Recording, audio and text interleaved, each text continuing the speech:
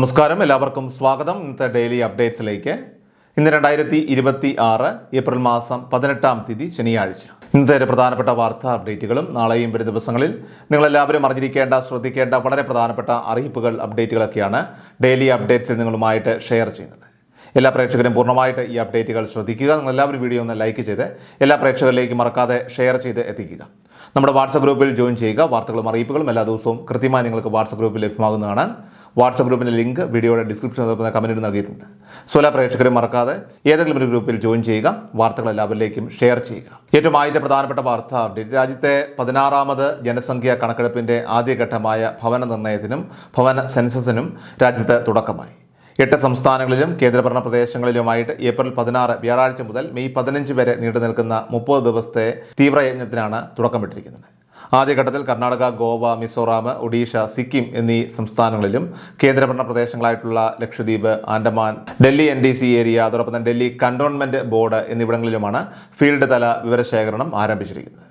തെരഞ്ഞെടുപ്പ് പശ്ചാത്തലത്തിലാണ് കേരളം ഉൾപ്പെടെയുള്ള സംസ്ഥാനങ്ങളെ 1-ാം ഘട്ടത്തിൽ നിന്ന് ഒഴിവാക്കിയത്. സമ്പൂർണ്ണ ഡിജിറ്റൽ സെൻസസ് ആയിട്ടുള്ള ഇതിൽ വീടുകളുടെ അവസ്ഥ, അതോടൊപ്പം തന്നെ ശുദ്ധജലം, വൈദ്യുതി, ശൗചാലയം തുടങ്ങിയ അടിസ്ഥാന സൗകര്യങ്ങൾ, അതുപോലെ തന്നെ വാഹനങ്ങൾ, ഇൻ്റർനെറ്റ് തുടങ്ങിയ ആസ്തികൾ എന്നിവയുമായി ബന്ധപ്പെട്ട 33 ചോദ്യങ്ങളാണ് ഉദ്യോഗസ്ഥർ മൊബൈൽ ആപ്പ് വഴി ചോദിച്ചറിയുക. ഇത്തവണ പൊതുജനങ്ങൾക്ക് സ്വന്തമായിട്ട് വിവരങ്ങൾ ഓൺലൈനായിട്ട് രേഖപ്പെടുത്താനുള്ള സെൽഫ് എന്യൂമറേഷൻ സൗകര്യവും ലഭ്യമാക്കിയിട്ടുണ്ട്.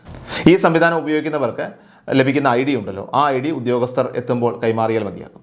കേരളത്തിൽ ജൂൺ 16 മുതൽ ജൂൺ 30 വരെയാണ് സെൽഫ് എന്യൂമറേഷനുള്ള അവസരം. തുടർന്ന് ജൂലൈ 1 മുതൽ 30 വരെ ഉദ്യോഗസ്ഥർ നേരിട്ടെത്തി വിവരങ്ങൾ ശേഖരിക്കുന്നതായിരിക്കും. നിലവിൽ നടക്കുന്നത് 1-ാം ഘട്ട കണക്കെടുപ്പാണെന്നും ജനസംഖ്യയും ജാതിയും കണക്കാക്കുന്ന 2-ാം ഘട്ടം 2026 ഫെബ്രുവരിയിലാകും കേരളത്തിൽ നടക്കുകയെന്നും അധികൃതർ അറിയിച്ചു. സെൻസസ് ആരംഭിച്ചെങ്കിലും കേരളത്തിലെ പൊതുജനങ്ങൾ ജൂൺ പകുതിയോടെ മാത്രം വിവരങ്ങൾ നൽകി തുടങ്ങിയാൽ മതിയാകും. അടുത്ത പ്രധാനപ്പെട്ട വാർത്താ update. Pipe line natural gas PNG സൗകര്യമുള്ള പ്രദേശങ്ങളിൽ LPG സിലിണ്ടറുകൾക്ക് പകരമായിട്ട് PNGയിലേക്ക് മാറുന്നത് സർക്കാർ നിർബന്ധമാക്കിയിരിക്കുകയാണ്. മാർച്ച് 24-ന് പുറത്തിറക്കിയ പുതിയ ഉത്തരവ് പ്രകാരം അറിയിപ്പ് ലഭിച്ച് 3 മാസത്തിനുള്ളിൽ ഉപഭോക്താക്കൾ ഈ PNG കണക്ഷനിലേക്ക് മാറേണ്ടതുണ്ട്. അല്ലാത്ത പക്ഷം അവരുടെ LPG വിതരണം നിർത്തലാക്കുന്നതാണ്. രാജ്യത്തുടനീളം പ്രകൃതിവാതക പൈപ്പ് ലൈൻ ശൃംഖലകൾ യുദ്ധകാലാടിസ്ഥാനത്തിൽ വികസിപ്പിക്കുന്നതിൻ്റെയൊക്കെ തന്നെ ഭാഗമായിട്ട് പൈപ്പ് ലൈനുകൾ സ്ഥാപിക്കുന്നതിന് വിവിധ അതോറിറ്റികളിൽ നിന്നുള്ള അനുമതികളോ ഉയർന്ന ഫീസുകളോ ഇനി മുതൽ തടസ്സമാകില്ലെന്നും സർക്കാർ വ്യക്തമാക്കിയിട്ടുണ്ട്.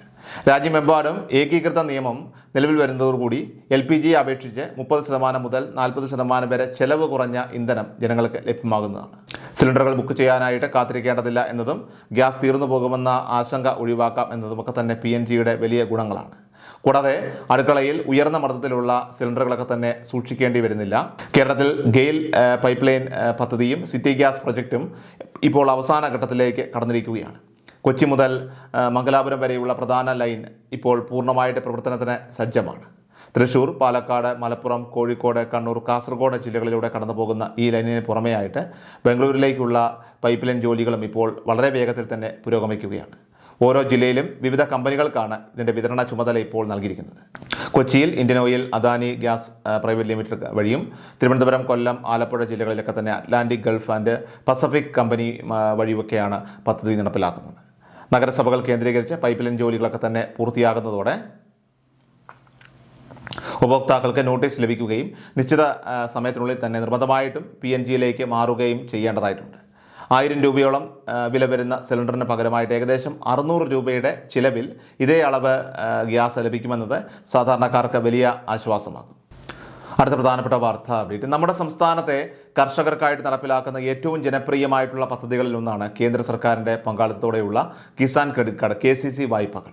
SBI, യൂണിയൻ ബാങ്ക് തുടങ്ങിയ പ്രമുഖ പൊതുമേഖലാ ബാങ്കുകൾ വഴി മുൻഗണനാ അടിസ്ഥാനത്തിൽ നടപ്പിലാക്കുന്ന ഈ പദ്ധതിയുടെ ഏറ്റവും വലിയ ആകർഷണം വെറും 4% മാത്രമുള്ള കുറഞ്ഞ വാർഷിക പലിശ നിരക്കാണ്. നമ്മുടെ കൃഷിഭൂമിയുടെ വിസ്തൃതിയും കൃഷി ചെയ്യുന്ന വിളയുമൊക്കെ തന്നെ അടിസ്ഥാനമാക്കി നിശ്ചിത തുക വരെ ഈടില്ലാതെ തന്നെ ഈ വായ്പ ലഭ്യമാകും എന്നതാണ് ഇതിൻ്റെ പ്രത്യേകത. സാധാരണഗതിയിൽ 2 ലക്ഷം രൂപ വരെ ഇത്തരത്തിൽ ലഭിക്കുമെങ്കിലും ആവശ്യമായ ഈട് കൂടി സമർപ്പിക്കുകയാണെങ്കിൽ വായ്പാ തുക വർദ്ധിപ്പിക്കാൻ സാധിക്കുന്നതാണ്. ഈ വായ്പയ്ക്കായിട്ട് അപേക്ഷിക്കുമ്പോൾ അപേക്ഷകന് കൃത്യമായ സിബിൽ സ്കോർ ഉണ്ടായിരിക്കണം എന്നതും Aadhaar card, pan card, voters ID തുടങ്ങിയ തിരിച്ചറിയൽ രേഖകളൊക്കെ തന്നെ കൃത്യമായിട്ട് ഹാജരാക്കേണ്ടതും അനിവാര്യമാണ്. പദ്ധതിയെക്കുറിച്ച് കൂടുതൽ വിവരങ്ങളൊക്കെ തന്നെ മനസ്സിലാക്കുന്നതിനായിട്ട് അപേക്ഷകർ നേരിട്ട് ബാങ്ക് ശാഖകൾ സന്ദർശിക്കണമെന്നും പ്രാഥമിക അന്വേഷണങ്ങൾ നടത്തി കൃത്യമായ ബോധ്യം വന്നതിന് ശേഷം മാത്രം അപേക്ഷ നടപടികൾ ആരംഭിക്കണമെന്നും പ്രത്യേകം ശ്രദ്ധിക്കേണ്ടതാണ്. അടുത്ത പ്രധാനപ്പെട്ട വാർത്താ അപ്ഡേറ്റ്, സ്ത്രീ സുരക്ഷാ വീട്ടമ്മ പെൻഷൻ പദ്ധതിയുടെ ഏപ്രിൽ മാസത്തിലെ ഗഡു വിതരണത്തിന് ഇപ്പോൾ തയ്യാറായിട്ടുണ്ട്. പ്രതിമാസം 1000 രൂപ വീതമാണ് ഈ പദ്ധതിയിലൂടെ ധനസഹായമായിട്ട് ലഭിക്കുന്നത്.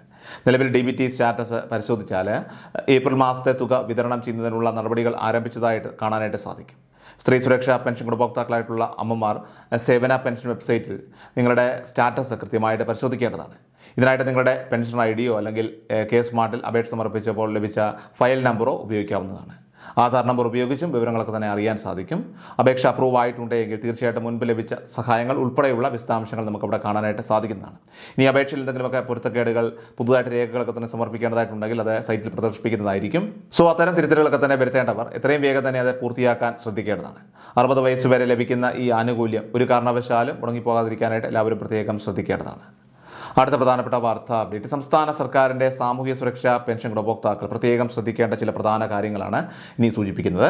നിലവിൽ പ്രതിമാസം 2000 രൂപ വീതം പെൻഷൻ കൈപ്പറ്റുന്നവർ ബയോമെട്രിക് മസ്റ്ററിങ്ങിനോ അല്ലെങ്കിൽ വരുമാന സർട്ടിഫിക്കറ്റ് സമർപ്പണത്തിനോ വേണ്ടിയിട്ട് ഇപ്പോൾ പഞ്ചായത്ത് ഓഫീസുകളിലോ അക്ഷയ കേന്ദ്രങ്ങളിലോ പോകേണ്ട സാഹചര്യമില്ല.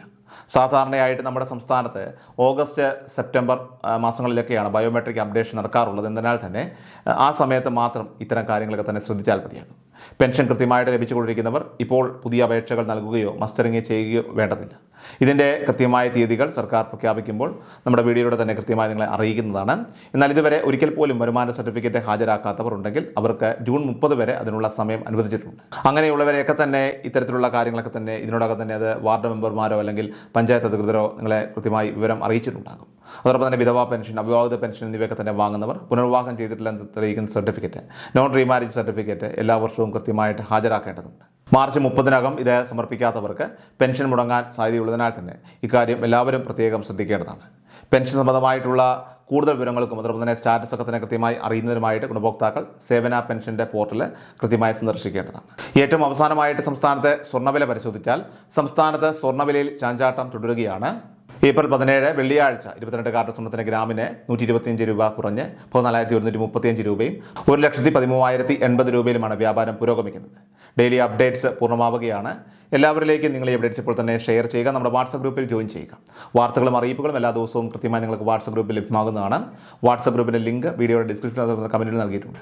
സോ എല്ലാ പ്രേക്ഷകരെ മറക്കാതെ ഏതെങ്കിലും ഗ്രൂപ്പിൽ ജോയിൻ ചെയ്യുക. വാർത്തകൾ എല്ലാവരിലേക്കും ഷെയർ ചെയ്യുക. വീണ്ടും ഡെയിലി അപ്ഡേറ്റ്സുമായിട്ട് നമുക്ക് നാളെ കാണാം. അതുവരേക്കും നന്ദി, നമസ്കാരം. കൃഷൽ മീഡിയ എല്ലാ ദിവസവും വാർത്തകളും അറിയിപ്പുകളും ഡെയിലി അപ്ഡേറ്റ്സും ലഭിക്കാൻ ഇപ്പോൾ തന്നെ ചാനൽ സബ്സ്ക്രൈബ് ചെയ്യുക, ഫോളോ ചെയ്യുക. നിങ്ങളുടെ ലൈക്കും ഷെയർ നൽകി ഞങ്ങളെ സപ്പോർട്ട് ചെയ്യുക. നിങ്ങളുടെ അഭിപ്രായങ്ങൾ കമന്റ് ബോക്സിൽ രേഖപ്പെടുത്തുക.